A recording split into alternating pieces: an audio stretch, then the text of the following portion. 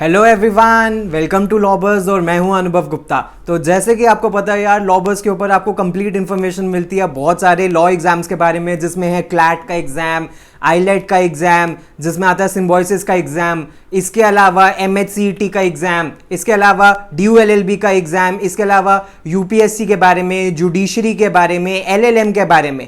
इसके अलावा फ्रेंड्स हम बहुत सारी past historical developments, present legal developments और फ्यूचर लीगल डेवलपमेंट्स भी डिस्कस करते हैं। सो जैसा कि थंबनेल देख के फ्रेंड्स आपको पता लग गया होगा, आज की वीडियो के अंदर हम ये डिस्कस करने वाले हैं कि इंडिया के अंदर डेथ पेनल्टी लगाने में या डेथ पेनल्टी अवॉर्ड करने में या डेथ सेंटेंस देने में इतना टाइम क्यों लग जाता है। इतना लंबा क्या प्रोसीजर है जो इतना टाइम लग जाता है, या इतना मुश्किल प्रोसीजर है कि किसी को भी डेथ सेंटेंस या फांसी की सजा देना। तो चलिए शुरू करते हैं।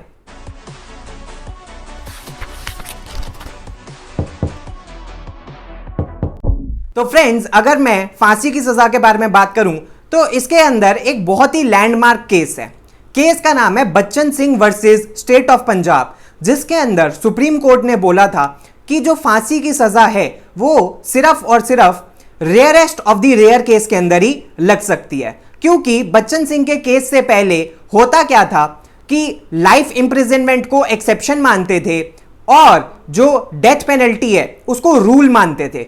फिर ये सुप्रीम कोर्ट ने स्टैंड चेंज किया और उन्होंने बोला that life imprisonment is a rule and death penalty rarest of the rare cases में दी जाएगी।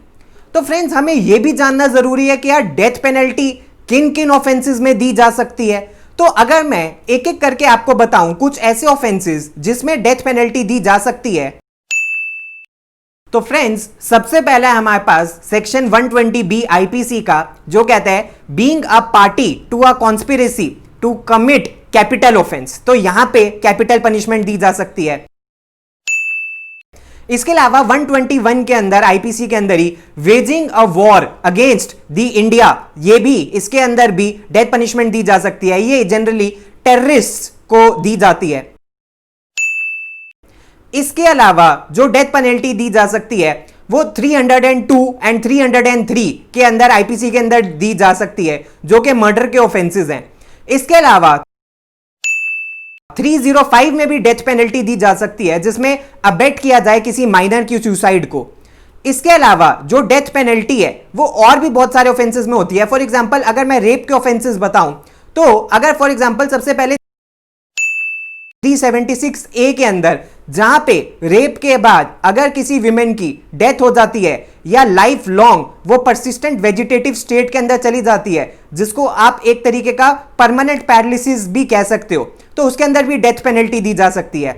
इसके अलावा कोई अगर विमेन 12 साल से कम की है, उसके साथ रेप होता है, तो उसके लिए भी डेथ पेनल्टी दी जा सकती है। या 12 साल से कम औरत के साथ कोई गैंग रेप करते हैं लोग मिलके, दो या दो से ज्यादा लोग मिलके, तो उसमें भी डेथ पेनल्टी दी जा सकती है। या रेप के रिपीट ऑफेंडर्स को भी डेथ पेनल्टी दी जा सकती है। ये तो आईपीसी के कुछ ऑफेंसेस थे। इसके अलावा एनडीपीएस एक्ट के, यानी कि narcotics, drugs and psychotropic substances के अंदर भी अगर कोई रिपीट ऑफेंडर है सेक्शन 3 सबसेक्शन 2 में, तो उसको भी डेथ पेनल्टी दी जा सकती है। तो अब हमको यह जानने की जरूरत है फ्रेंड्स कि डेथ पेनल्टी इंडिया के अंदर फांसी क्यों होती है, कि गर्दन से ही लटका के क्यों दी जाती है, कोई और तरीका क्यों नहीं है। तो इसके अंदर जो सेक्शन 354 है सीआरपीसी का, क्रिमिनल प्रोसीजर कोड का, वो ये क्लियर कर देता है कि डेथ पेनल्टी अगर आपको देनी है तो सिर्फ और सिर्फ फांसी की तरह ही दी जा सकती है। इसके अलावा आप डेथ पेनल्टी को इलेक्ट्रिक चेयर के थ्रू नहीं दे सकते, लीथल इंजेक्शन के थ्रू नहीं दे सकते, या शूट नहीं कर सकते किसी पर्सन को, या कोई और भी तरीका है तो वो आप नहीं ले सकते। सिर्फ और सिर्फ फांसी ही दी जा सकती है। तो अगर फॉर एग्जांपल फ्रेंड्स, अब क्या प्रोसीजर रहता है स्टार्टिंग से लेके एंड तक का फांसी का, कि कैसे फांसी किसी को दी जा सकती है। तो फ्रेंड्स, फॉर एग्जांपल मान लेते हैं किसी पर्सन ने या ग्रुप ऑफ पर्सन ने कोई ऑफेंस करा है और उनका जो केस है वो ट्रायल में जाता है सेशंस कोर्ट के अंदर। अब वो सेशंस कोर्ट में भी जा सकता है, किसी स्पेशल कोर्ट में भी जा सकता है। अब सेशंस कोर्ट के अंदर ट्रायल शुरू हुआ, अगर ट्रायल स्मूथली चलता रहा तो ठीक है। अगर ट्रायल के अंदर किसी ने उसको डिले करने की कोशिश करी तो वो फिर रिवीजन पिटीशन या रिवीजन एप्लीकेशन हाई कोर्ट में लगा सकता है। तो जो रिवीजन पिटीशन या रिवीजन एप्लीकेशन होती है वो हाई कोर्ट में लगाने के लिए सेक्शन 397 ऑफ द सीआरपीसी के अंदर वो जा सकता है।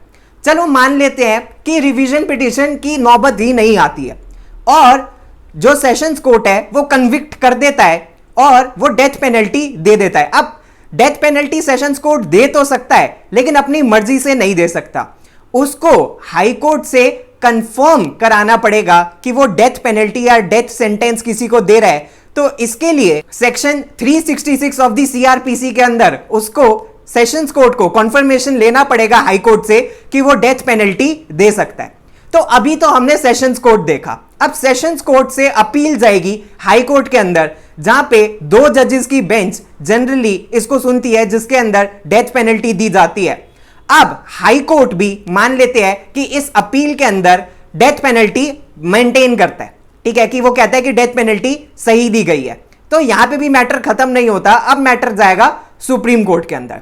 अब सुप्रीम कोर्ट के अंदर स्पेशल लीव पिटीशन लगा के और in the form of criminal appeal अब मैटर सुप्रीम कोर्ट के अंदर जाएगा। अब हम मान लेते हैं कि सुप्रीम कोर्ट भी डेथ पेनल्टी अवॉर्ड कर देता है, तो क्या यहां पे केस खत्म हो जाएगा? नहीं। अब जो पर्सन जिसको डेथ पेनल्टी मिली है वो इसके अगेंस्ट सुप्रीम कोर्ट में रिव्यू लगा सकता है। अब सुप्रीम कोर्ट में रिव्यू लगा दिया, अब वो कब डिसाइड होगा इसका भी कोई टाइमलाइन नहीं है। और रिव्यू के अंदर ऑल दो आर्ग्यूमेंट्स तो नहीं होते लेकिन सुप्रीम कोर्ट अपनी जजमेंट खुद देखता है कि क्या उसमें कोई रिव्यू के ग्राउंड्स बनते हैं या नहीं बनते हैं। तो अब सुप्रीम कोर्ट में रिव्यू पिटीशन लगा दी गई। अब सुप्रीम कोर्ट रिव्यू पिटीशन देखेगा, सुप्रीम कोर्ट उसके ऊपर हियरिंग करता है नहीं करता, ओरल हियरिंग होती है नहीं होती है, बहुत सारी चीजें होती है रिव्यू पिटीशन को लेके। अब मान लेते हैं सुप्रीम कोर्ट ने रिव्यू पिटीशन में रिजेक्ट कर दिया, रिव्यू पिटीशन ही रिजेक्ट कर दी और कहा कि जो डेथ पेनल्टी है वो सही दी गई है, तो क्या यहां पे केस खत्म होगा? नहीं। अब जो पर्सन है, जो एक्यूज्ड है, उसके पास ऑप्शन है कि वो अब प्रेसिडेंशियल पार्डन लगा सकता है। तो अब प्रेसिडेंट के पास वो मर्सी पिटीशन लगा सकता है आर्टिकल 72 के अंदर, और गवर्नर के पास लगा सकता है, स्टेट की गवर्नर के पास 161 के अंदर। अब जो प्रेसिडेंट है और गवर्नर है वो खुद तो डिसीजन लेते नहीं है, तो फिर अब वो होम मिनिस्ट्री को एक नोटिस इशू करेंगे और नोटिस इशू करने के बाद वो होम मिनिस्ट्री का वेट करेंगे कि होम मिनिस्ट्री क्या जवाब देती है। अब फ्रेंड्स इसके ऊपर कोई टाइम लिमिट नहीं है, प्रेसिडेंट और गवर्नर चाहे तो वो एक दिन में डिसाइड कर दे, ना चाहे तो वो 5 साल में भी डिसाइड ना करे और इसको पेंडिंग रहने दे। अब मान लेते हैं कि प्रेसिडेंट ने और गवर्नर ने दोनों ने ही मर्सी पिटीशन रिजेक्ट कर दी, तो क्या अब डेथ पेनल्टी हो जाएगी? अभी भी नहीं होगी। अब जो नेक्स्ट चीज है, सुप्रीम कोर्ट में क्यूरेटिव पिटीशन लगाई जा सकती है।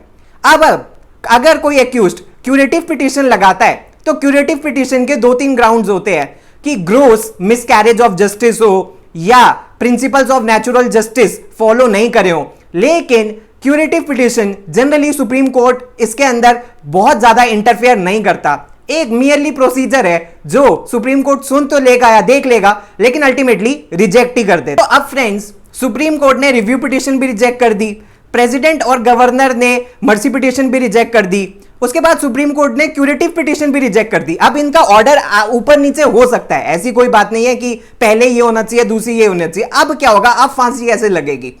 अब जो ट्रायल कोर्ट होगा यानी कि जो सेशंस कोर्ट है, अब वो एक डेथ वारंट इशू करेगा जिसमें 14 दिन का टाइम होता है।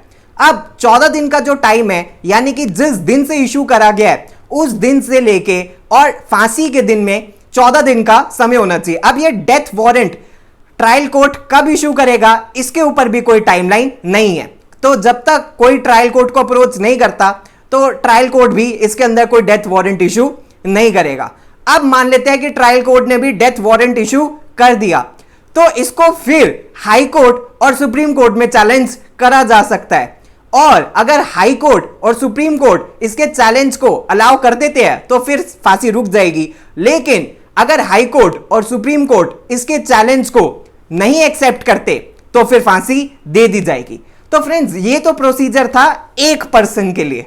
अगर जो एक्यूज थे वो एक से ज्यादा हो तो फिर सबके लिए ये प्रोसीजर अलग अलग होगा, यानी कि प्रेसिडेंट के पास मर्सी पिटीशन अलग लगेगी, रिव्यू हो सकता है अलग लगे, क्यूरेटिव पिटीशन अलग लगे, ट्रायल कोर्ट के साथ फिर चैलेंज जो है वो हो सकता है सेम हो या अलग अलग हो, बहुत सारी चीजें होती है। तो यानी कि एक बहुत ही बड़ा प्रोसीजर है इंडिया के अंदर डेथ पेनल्टी का। अगर ये सारे स्टेप्स पूरे हो जाते हैं तो ही डेथ पेनल्टी किसी को दी जा सकती है। अगर ये सारे स्टेप्स पूरे नहीं होते हैं तो डेथ पेनल्टी नहीं दी जाती है। सो फ्रेंड्स, अगर वीडियो पसंद आई हो तो यार लाइक जरूर कर देना। इसके अलावा चैनल को जरूर सब्सक्राइब कर देना, क्योंकि फ्यूचर के अंदर भी आपको ऐसी इंटरेस्टिंग क्रिमिनल लॉ के ऊपर वीडियोस मिलती रहेंगी। आप अपने सजेशंस मुझे नीचे कमेंट बॉक्स के अंदर भी बता सकते हो। Thanks a lot friends, all the best, God bless you. मिलता हूं आपसे नेक्स्ट वीडियो में।